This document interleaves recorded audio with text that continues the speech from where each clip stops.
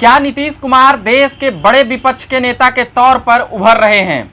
क्या कुछ बातें हैं? आप भी कमेंट बॉक्स में जाकर लिख सकते हैं कि नीतीश कुमार विपक्ष के नेता के तौर पर उभर रहे हैं या फिर वह फिसड्डी हैं। ऐसे कई सवाल अभी बिहार से लेकर दिल्ली की सियासत में कुछ ऐसी गूंजी है नीतीश कुमार की 3 दिवसीय दिल्ली के दौरे को लेकर। लगातार वह सभी विपक्षों के नेताओं से मिलते हुए नजर आ रहे हैं, अलग अलग पार्टी के नेताओं से जो बीजेपी के खिलाफ रणनीति बनाने के लिए अग्रसर हैं। आप देख रहे हैं झकास भारत और मेरा नाम हुआ रविकांत।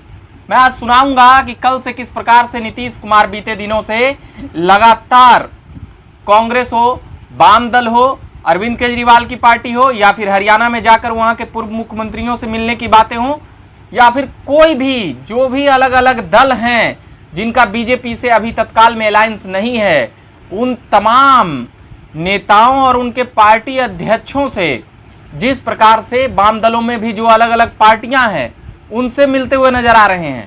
कांग्रेस के अध्यक्ष के साथ तो पहले ही, राहुल गांधी के साथ तो वह पहले ही तस्वीरें सामने आ चुकी है। यानी कि रणनीति क्या है? क्या नीतीश कुमार उसी स्ट्रेटजी पर काम कर रहे हैं जिस स्ट्रेटजी पर 2017 में वह छोड़कर गए थे, मगर उन्हें कामयाबी हाथ नहीं लगी थी, जिसकी मुलायम सिंह यादव और लालू प्रसाद यादव, शरद यादव, और एक सबसे बड़ी खबर जब वह शरद यादव से मिलते हुए नजर आए, वही शरद यादव जो दशकों तक जनता दल यू यानी जिस पार्टी के अभी बिहार में कह सकते हैं मुख्यमंत्री नीतीश कुमार की जो पार्टी है, जिस पार्टी के अध्यक्ष रहे हैं दशकों तक शरद यादव और पुराने साथी रहे हैं नीतीश कुमार के, और दोनों ने साथ मिलकर बिहार में एक बड़ी राजनीतिक लकीर खींची। मगर 2017 में कुछ ऐसा हुआ कि नीतीश कुमार ने पलटी मार दी तो शरद यादव ने भी उसे कह सकते हैं कि फिर नीतीश कुमार को ही छोड़ दिए। यानी शरद यादव मनोस्थिति से तैयार थे बीजेपी के खिलाफ मोर्चे को लेकर, मगर नीतीश कुमार ने वहां पर कह सकते हैं कि दगाबाजी कर दी। ऐसा हो कह सकते हैं, इस शब्द का इस्तेमाल कर सकते हैं, भले एनालिसिस करने वाले लोग अलग अलग वर्ड में बोलें, मगर 2017 में जब वो छोड़ कर गए तो इसे दगाबाजी कहा जाएगा, भले कोई कुछ भी कहे। मगर अभी जो फिलहाल जो सबसे बड़ी खबर है, क्या नीतीश कुमार विपक्षी नेताओं को एक करने में कामयाब हो रहे हैं?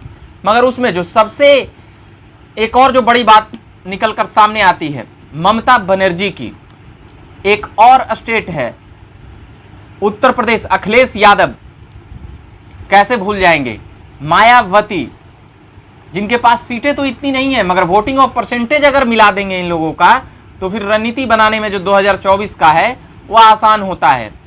तो क्या नीतीश कुमार को दिल्ली में अभी जिन नेताओं से मिल रहे हैं, क्या बंगाल और लखनऊ में भी एक बार अड्डा जमाना होगा? ऐसे कई सवाल हैं जो लगातार उभर रहे हैं।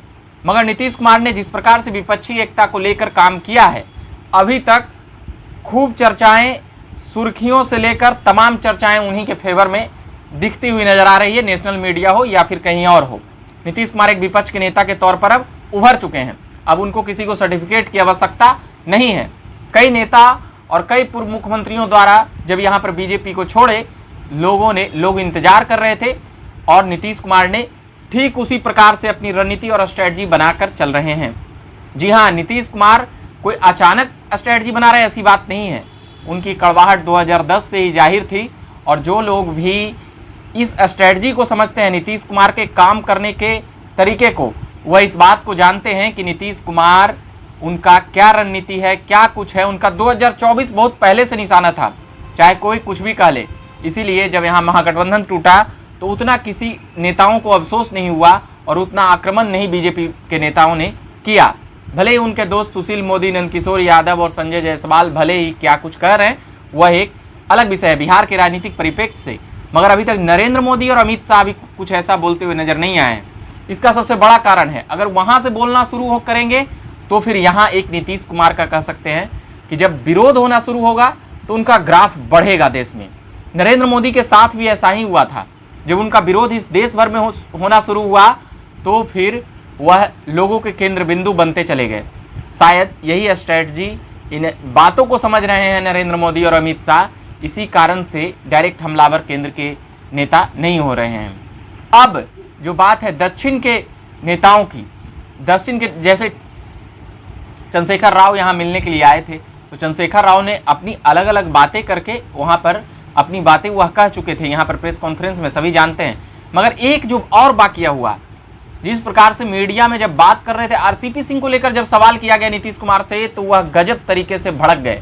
वो बोले कि इन लोगों का कुछ हैसियत है, इन लोगों के बारे में कुछ पूछना चाहिए, आप लोगों को क्या पूछना चाहिए, नहीं पूछना चाहिए। उन्होंने मीडिया को ही सलाह दे डाली कि ऐसे सवाल मत करिए, मगर टी राजा बगल में खड़ा थे, उन्होंने रोकते हुए उस मैटर को संभाला और नीतीश कुमार की संतुलन बनाने में वहाँ पर मदद की।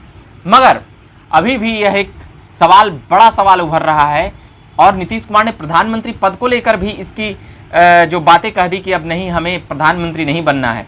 मगर उन्होंने विपक्षी एकता की जिस प्रकार से रणनीति बनाते हुए नजर आए हैं, कई लोग जेपी से तुलना कर रहे हैं, मगर जेपी की तुलना नीतीश की अभी करना ये अभी समझ से परे है।